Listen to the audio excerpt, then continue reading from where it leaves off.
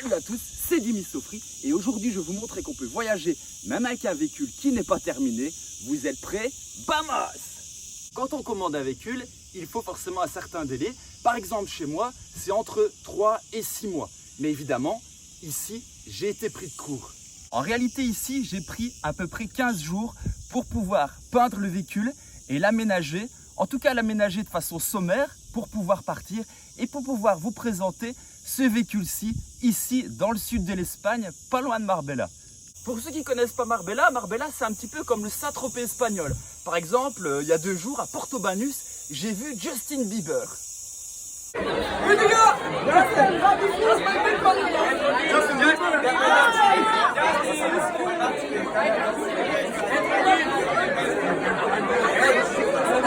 pour être 100% honnête avec vous, il a fallu qu'on me dise que c'était Justin Bieber parce qu'en fait je ne sais pas du tout à quoi il ressemble. Pour revenir à nos moutons, enfin en tout cas à nos fourgons, eh bien je vais vous présenter un petit peu l'aménagement qu'il y a ici à l'intérieur. Vous allez voir que c'est pas fini, qu'il y a beaucoup de choses qui sont un peu dans tous les sens, mais en tout cas ça permet quand même de partir à 4 et de passer de bons moments avec une vue qui est quand même incroyable comme vous pouvez le voir derrière moi.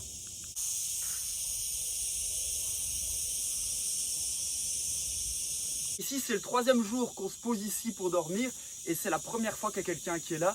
Donc on a un grand espace où on est pratiquement tout le temps tout seul et ça, c'est quand même super bien. Et on a une teint les cigales.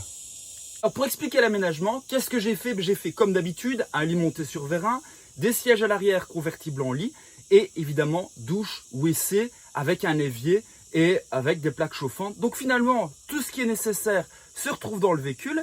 Mais la grosse différence ici, c'est que je n'ai pas mis l'habillage, que je n'ai pas terminé les meubles et que je n'ai pas peint et que le sol finalement, il n'a même pas non plus été complètement fait. Vous voyez ici la douche. Vous voyez que sur le côté, il n'y a pas de peinture. Devant l'évier, avec les plaques de cuisson.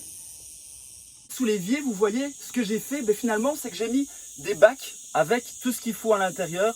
Donc la vaisselle, les aliments, etc. Donc il n'y a pas de tiroir, il n'y a pas d'armoire. C'est uniquement ici une ouverture avec plusieurs bacs. Et là, je viens fixer une planche devant quand je roule. C'est très sommaire, mais ça permet quand même de prendre tout ce qui est nécessaire sans trop d'inconvénients.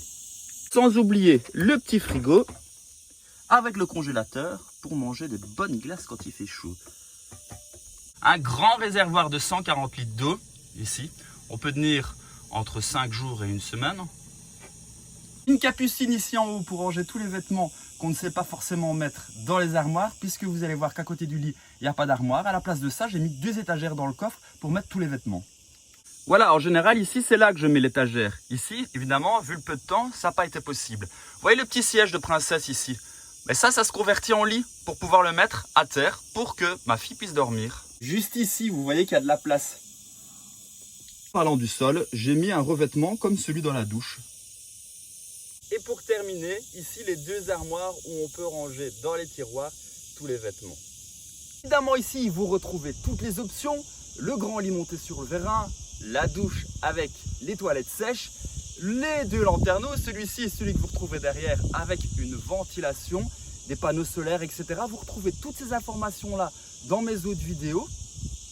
Vous voyagez comme ça avec un confort que peu de fourgons vous permettent, ce qui vous évite de devoir payer des villas hors de prix comme celle qui se trouve juste en dessous de moi. Ici, on a tout plein des grandes villas avec des piscines qui ont une vue exactement comme la mienne.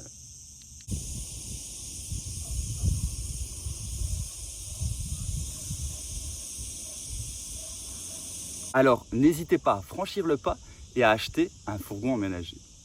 Si vous aussi, vous avez déjà voyagé dans des conditions assez simples et que vous avez quand même profité à fond de vos vacances, n'hésitez pas à me laisser un message dans les commentaires et n'hésitez pas, comme toujours, à vous abonner. Et si vous voulez un véhicule comme celui-là, mais terminé, n'hésitez pas à me contacter sur ma page Facebook ou sur mon WhatsApp et je vous donnerai évidemment plus d'informations. J'espère que vous avez aimé la vidéo. N'hésitez pas à l'aimer, à vous abonner et à la partager pour en connaître plus sur nos fourgons, sur nos projets et sur la liberté. Hasta luego!